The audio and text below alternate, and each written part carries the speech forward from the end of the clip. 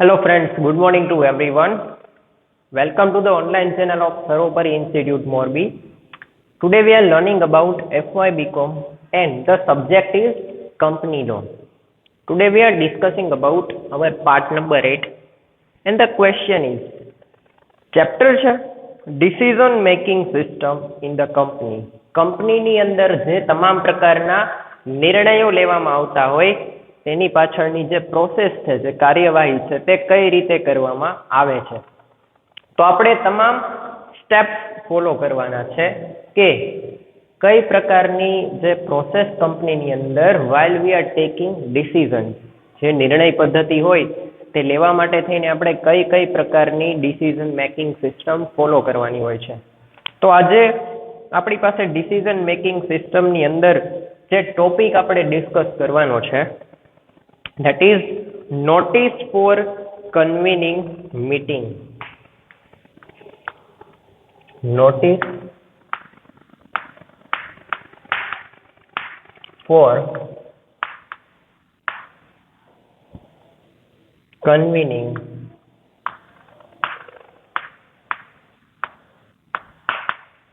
meeting.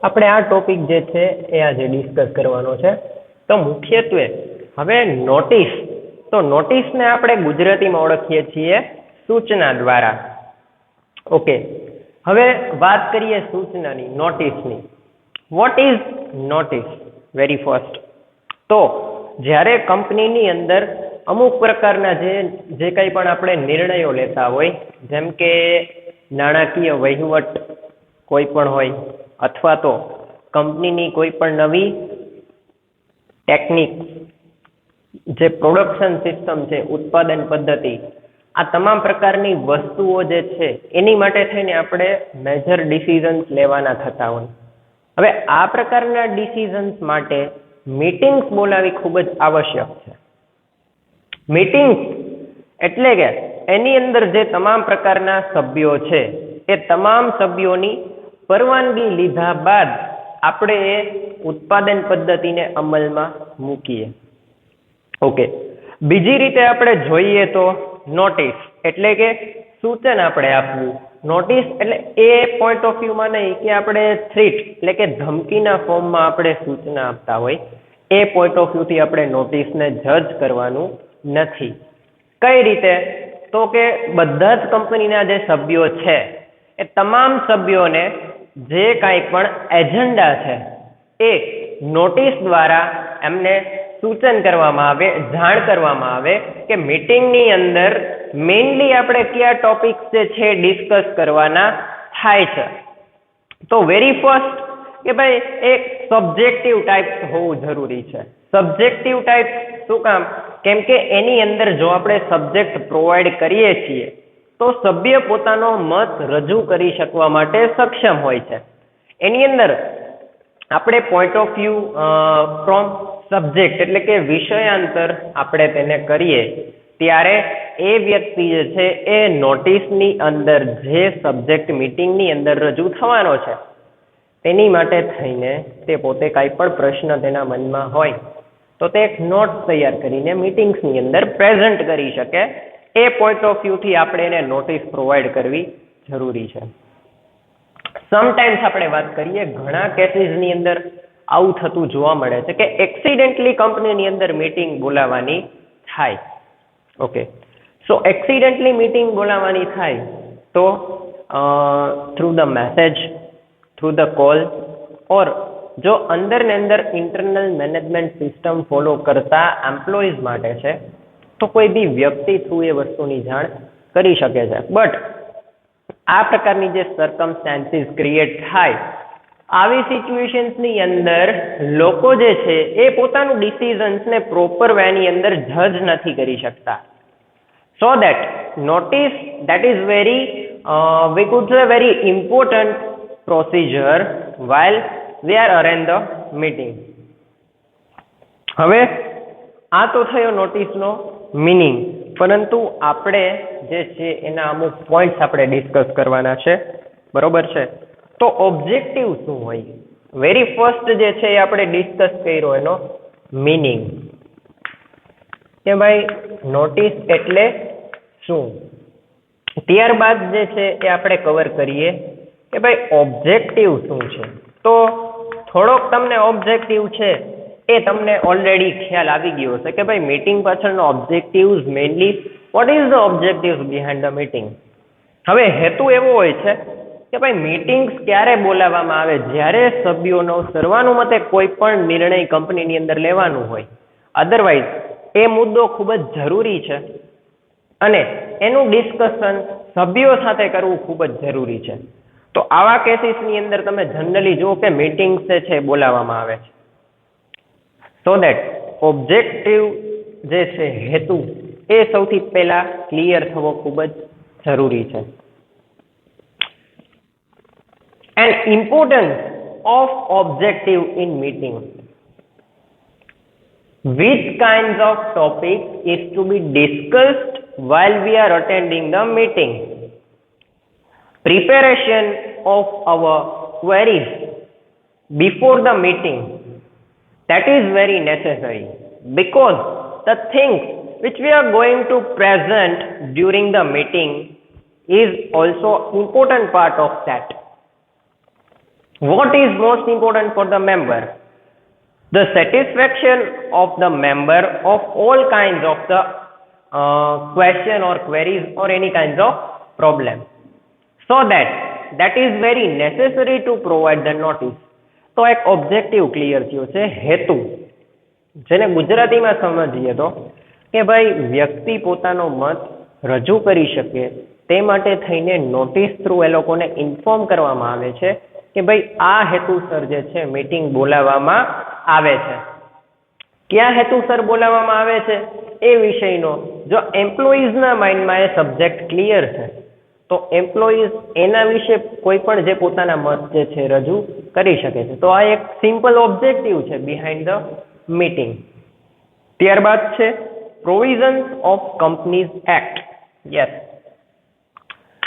ઘણા કેસીસની અંદર તમારે કંપનીની જે પ્રોવિઝન્સ છે એ ફોલો કરવી જરૂરી છે. So that provisions of companies act, company ધારાના કાયદા મુજબ જે કાંઈ પણ જોગવાઈ છે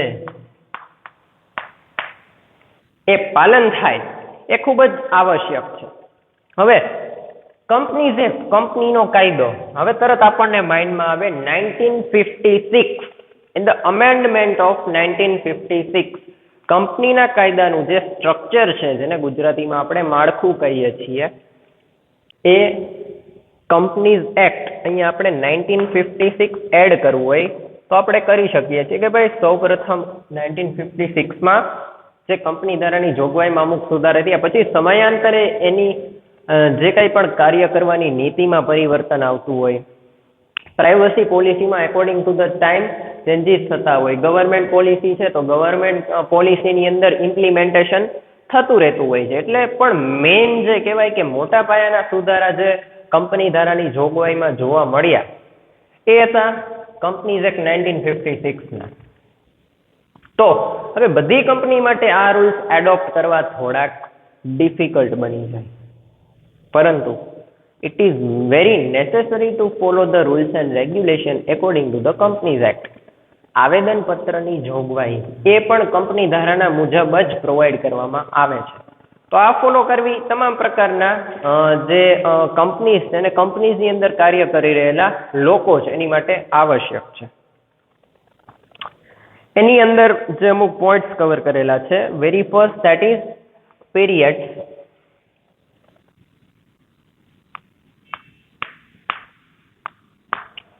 સમયગાળો, બરોબર છે. હવે સમયગાળો આપણે જોઈએ એટલે આપણા માઇન્ડની અંદર એક વસ્તુ ક્લિયર થાય કે આપણને આની અંદર પ્રોવાઈડ કરેલું છે કે as per the provisions of companies act, company ધારાની જોગવાઈ પ્રમાણે every company should issue notice for its general meeting. સામાન્ય સભા માટે થઈને તેણે પોતાની નોટિસ જે છે ઇસ્યુ કરવી પડે છે. તો એની માટે એક સમયગાળો નિશ્ચિત કરેલો છે. કે 21 days prior to the meeting, 21 days prior,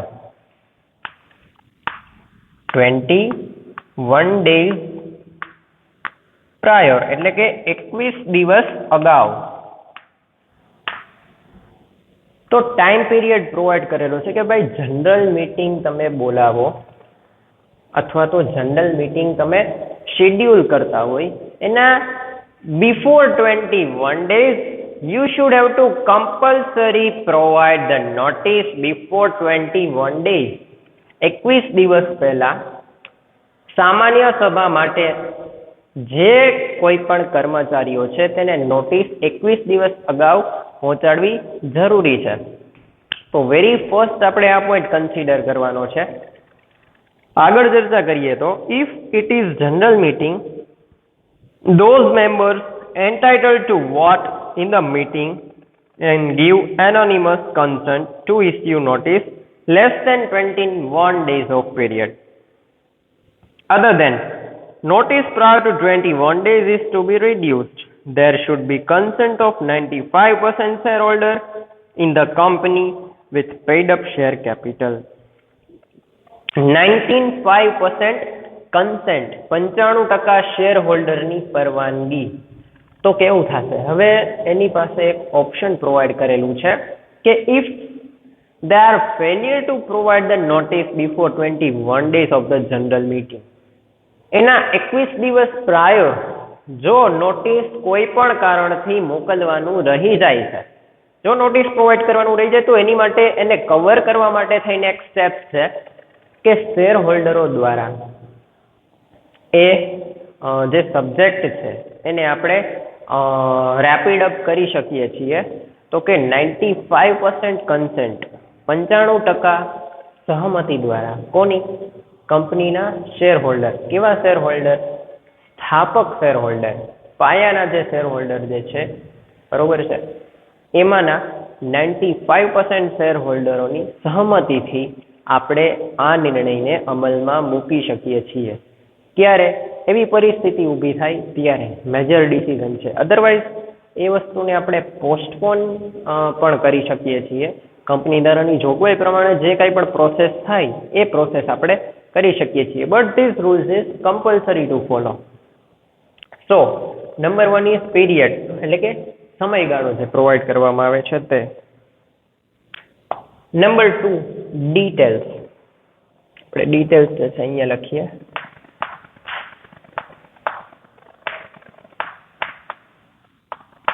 માહિતી. ડિટેલ્સ મીન્સ માહિતી. તો હવે સભાની અંદર કયા કયા કાર્યો આપણે હાથ ધરવાના છે આની ડિટેલ્સ જે છે એ આપણે આની અંદર એડ કરવાની થાય. Generally following details are mentioned in the general meeting notice. સામાન્ય સભાની જ્યારે નોટિસ આપણે પ્રોવાઈડ કરવામાં આવે તો ત્યારે અંદર કયા કયા મુદ્દા આપણે ધ્યાનમાં લેવા જરૂરી છે, એટલે કે એની અંદર કયા કયા મુદ્દા ઉમેરવામાં આવે છે. Very first, name of the company. કંપનીનું નામ દર્શાવવું જરૂરી છે. એડ્રેસ એટલે કે સરનામું. જો આ પાયાની ડિટેલ્સ છે, ધેટ ઇઝ કોમન. મનમાં એક સવાલ ઊભો થાય કે ભાઈ એ જ કંપની સાથે સંકળાયેલા શેર હોલ્ડર, એ જ કંપની સાથે સંકળાયેલા એમ્પ્લોયી છે, તો ખાલી આપણે એને નોટિસનો મેસેજ પ્રોવાઈડ કરી દઈએ તો બી ચાલે. બટ નો, તે એકોર્ડિંગ ટુ ધ રૂલ્સ નથી. એકોર્ડિંગ ટુ ધ રૂલ્સ આપણે કંપની ધારાની જોગવાઈ પ્રમાણે કાર્ય કરવું જરૂરી છે. તો very first that is name of the company. After that address, place of meeting, કઈ જગ્યા માટે મીટિંગ, કઈ જગ્યાએ મીટિંગ બોલાવવામાં આવે છે. ડેટ ઓફ મીટિંગ, મીટિંગ છે એની તારીખ કઈ છે, સભા સામાન્ય સભાની તારીખ કઈ નક્કી કરવામાં આવી છે તે. ત્યારબાદ છે ટાઈમ, કયા સમય દરમિયાન.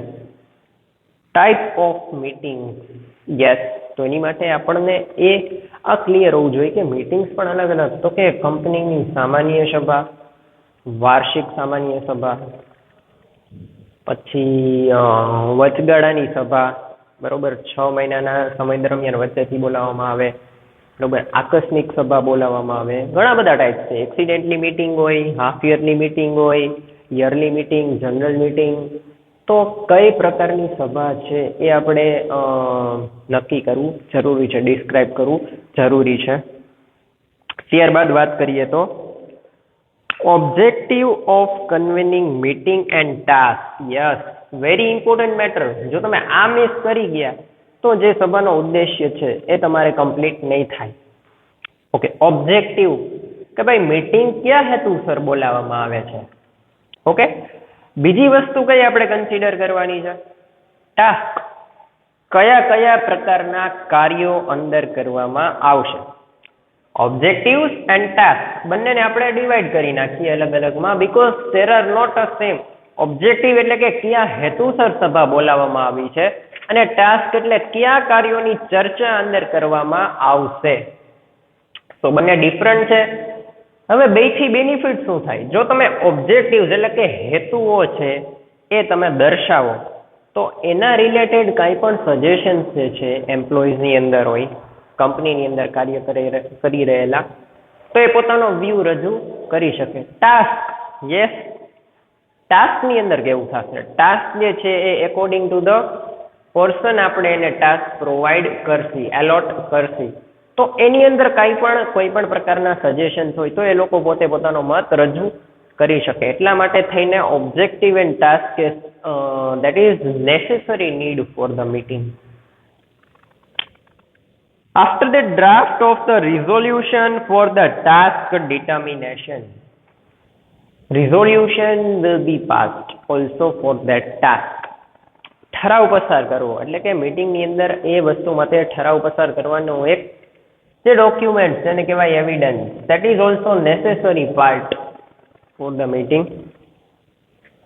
Draft and the special task. If એમાં નક્કી કરવામાં આવેલ છે તો એની માટે થઈને ઠરાવ પસાર કરવા માટે થઈને આ પ્રકારની એક અરજી સ્વરૂપે આ પ્રકારનું એક ડોક્યુમેન્ટ છે તે નક્કી કરવું જરૂરી છે. તો આ વાત થઈ કે કઈ કઈ ડિટેલ્સ જે મીટિંગની નોટિસ આપણે પ્રોવાઈડ કરીએ એ નોટિસની અંદર જરૂરી.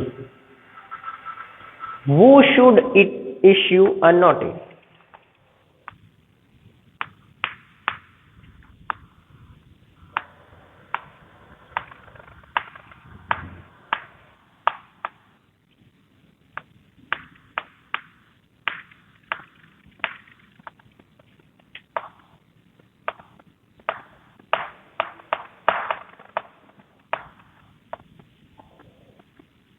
કોણ ઇસ્યુડ કરી શકે છે નોટિસ?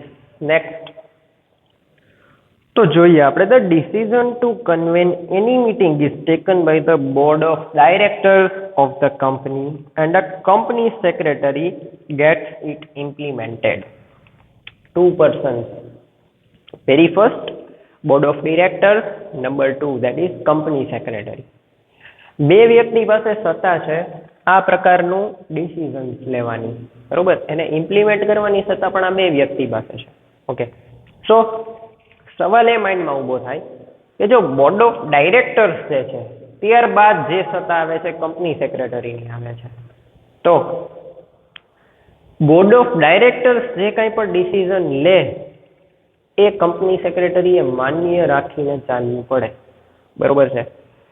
ઇસ્યુડ કરવાની વાત આવી છે નોટિસ, અહીંયા ઇસ્યુ એટલે કે બહાર પાડવાની. યસ, તો સમ કાઇન્ડ ઓફ કેસીસ કેવું થાય છે, એની ઓથોરિટી કંપની સેક્રેટરી પાસે હોય અને કાંઈ પણ એવા સંજોગો ક્રિએટ થાય કે બોર્ડ ઓફ ડાયરેક્ટર્સ દ્વારા જો એ નોટિસ ઇસ્યુ કરી શકાય નહીં, ત્યારે that is some kind of fault in internal management we could say. કોઈ પણ પ્રકારની આવી સિચ્યુએશન ક્રિએટ થાય છે તો હવે એ ઓથોરિટી સીધી આવી જાય છે કોની પાસે? તો કે કંપની સેક્રેટરી પાસે. તો ઘણા કેસીસમાં આવી પોસિબિલિટી થાય, એટલા માટે થઈને આ એક જ સત્તા જે છે બે વ્યક્તિને પ્રોવાઈડ કરવામાં આવે છે. First is yes board of director and second is yes company secretary. Number 4, who should be issued a notice? Who should be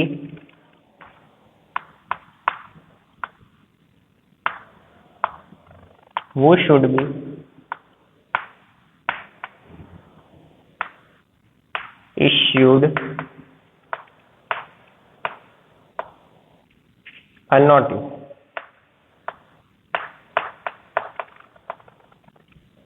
You should have to noticing a notice. Because of why? This point wanted to say who should issue the notice, who should be issued a notice. કોણ કરી શકે છે અને કોણે issue કરવી જોઈએ. બંને પોઈન્ટમાં that is some level of similarity but the difference of only B. ફરજિયાતપણું દર્શાવે છે B. So that who should be issued a notice. ખરેખર કોણે ઇશ્યુડ કરવી જોઈએ ભાઈ? Okay. So every member of the company should be issued a notice. બધા માટે બરોબર છે. નોટિસ કોના માટે ઇશ્યુ થવી જોઈએ? બધા માટે નોટિસ ઇશ્યુ થવી જોઈએ. There are the member of the company. After the death of the member, in cases of his insolvency or madness, his legal inheritor or representative should be issued a notice. Yes, in some kinds of cases, if there are a possibility of the member is absent, there is a death of member, so in that kinds of circumstances, the authority to issue the notice is to inheritor, એટલે કે એના વારસદારને આ સત્તા મળે છે.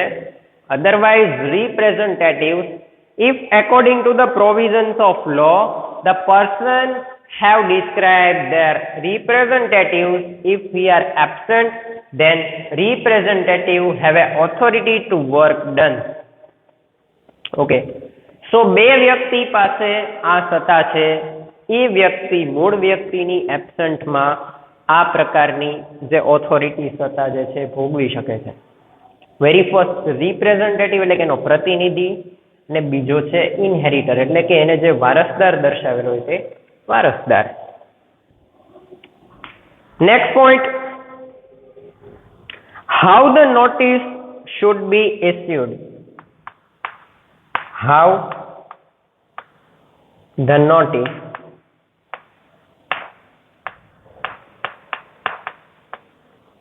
should be issued.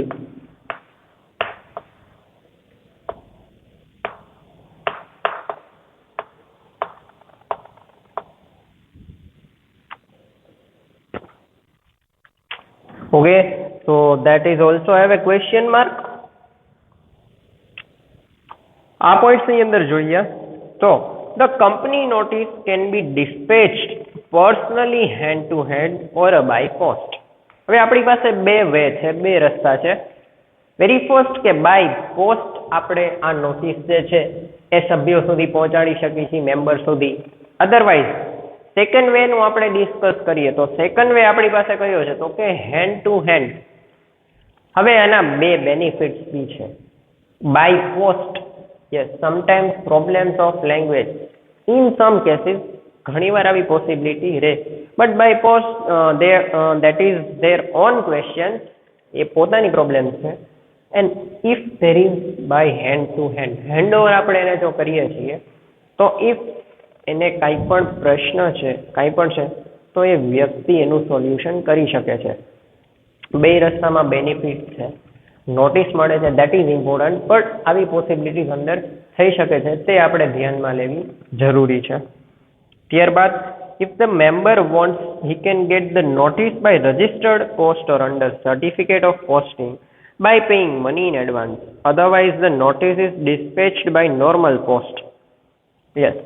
જો એ વ્યક્તિ according to the time એ વહેલા કોઈ પણ પ્રકારની નોટિસ જે છે તો એની માટે થઈને એને કયું સ્ટેપ લેવું પડે છે? You have to paying money in advance, wanted to get the certificate, and in case of death or insolvency or madness of the member, the notice is issued to authorized person at his address.